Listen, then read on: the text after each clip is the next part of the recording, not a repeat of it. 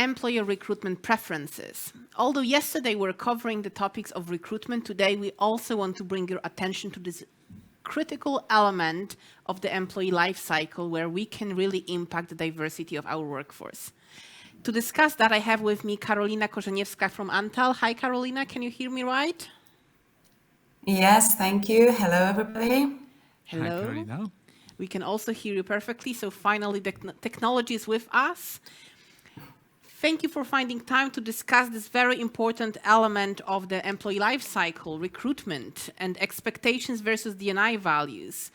Well, let's perhaps start with the general mistakes and misconceptions connected to those two terms, expectations and D&I values. Can you explore that for us, please? You mean the expectations of our clients, of the companies that are in employment process? Correct. Okay. Well, they think mostly that they are inclusive, that they are being involved into different activities, activating their people and their diversity. Unfortunately, they aren't.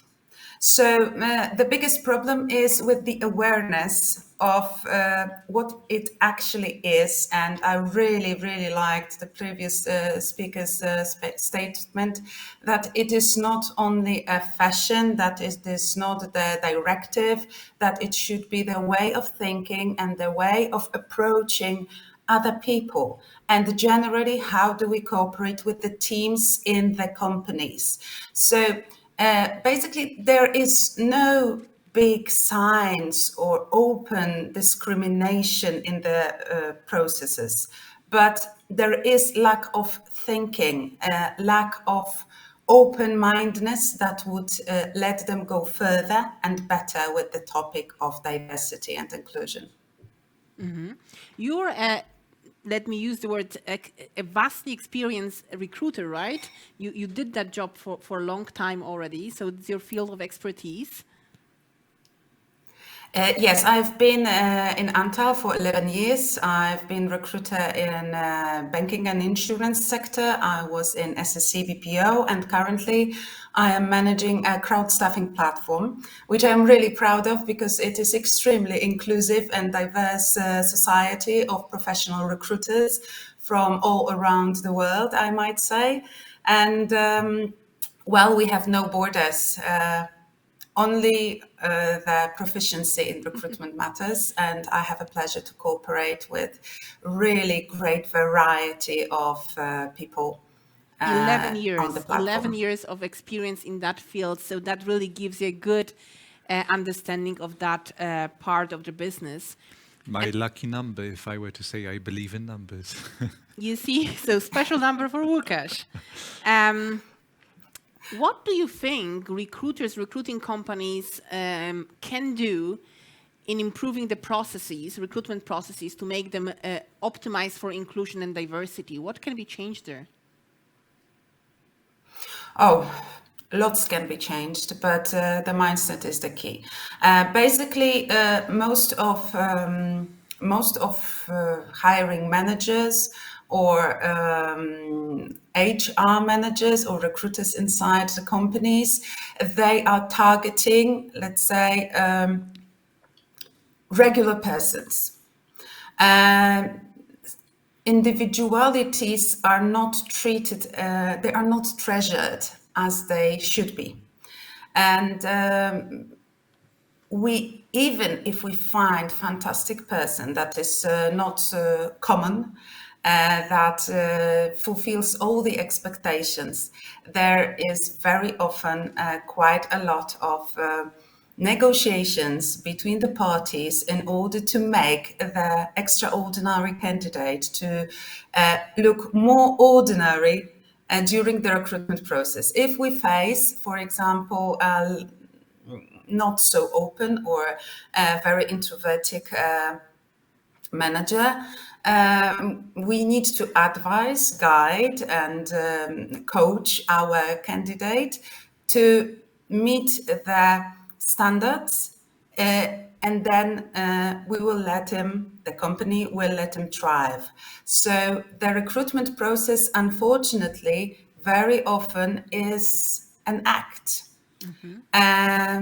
We are honest, but our candidates are honest. But basically, we try not to show who we really are, and creating a space and openness for people to be themselves during the recruitment process would be really difficult in the reality of Poland, for example.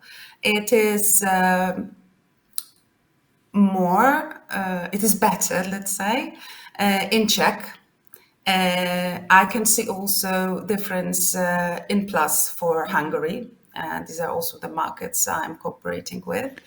But still, we are keeping to the very conservative way of conducting the recruitment processes and approaching Karolina, candidates. can And I stop you there for a minute? yes. You said that there are those country differences. Can we touch a little deeper on that? Because it's very interesting. You mentioned conservative. It might be one of the key words. But what would be the definitive factors here? Czech Republic, Hungary, Poland, just out of pure interest. It's okay if you go not smartly dressed for an interview, for example, in Czech, or that you do not agree for a change of timetable or schedule of a meeting for Hungarians. They are absolutely respectful for the private time, for the changes. They can wait, they do not rush. In Poland, for example, everything needs to be as well, and this is interesting, as well for candidate as for the client, it should be as it should be. Variations are not welcome. Candidates should wear a tie and, for example, drink water from a glass. I had an incident in my career that the candidate was excused from the recruitment process because he drank the water from a bottle. So these are strange things that do happen during recruitment processes, So and would you say there are we're many on, such stories. so am I have to say. Would you say that we are on the stiff upper lip side of things when it comes to recruitment? I am afraid that yes. We are, as recruiters, remember that we are also consultants. We are trying to consult, to advise our clients, to help them build the teams that are variated and complete. And they seem to forget about it, that the team needs to have the crazy part, the stable part, the team spirit, the engine, that it needs to be whole. And sometimes the skills are not the top requirement to make the best for the company, for the team to make the best possible results, to achieve their potential, really. And our advisement is sometimes welcome, sometimes it isn't.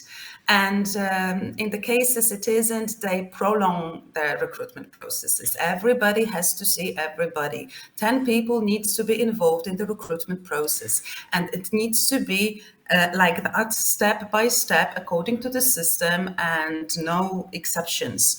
And on the other hand, the candidate has completely the same requirements. If he is expecting to meet the CEO at the end of the recruitment process, it must happen, in spite of the fact he will never, ever cooperate with him on a daily basis. He will just see him during the, annual meetings or something like that.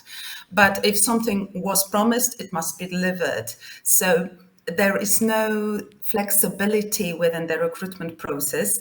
We are trying to help as well candidates and as clients to understand each other and to be flexible, agile, and let's say more decisive, more also intuitive, to trust the intuition, because all the diversity and inclusion doesn't make you resign from your own preferences. People do have right to have their preferences, to cooperate with people they actually like and they do understand and they see they can develop their potential. So everything must work both ways, and this needs to be cooperation. We try to help, to advise, to deliver some consultancy. Sometimes it is welcome, sometimes it isn't. Sometimes we have a secret helper, usually in fantastic HRs who are making the companies to take at least little steps in order to introduction of the diversity and inclusion policy. And we try to support them, and they sometimes it is trick and treat, sometimes it is reasoning with many people and attending even boards to convince them to proper candidate or to accept different candidates than expected, or to go other way than traditional one. But I think, yes, you are right. We are traditionalists. It's very interesting because we hear a lot about time to hire and how timing it's important. We hear a lot about flexibility needed, especially in the light of great attrition and needs for adjustment. Yet for what I'm hearing from you, it's not actually happening, at least in Poland. In other countries, there is more adaptability to the situation. Is that right?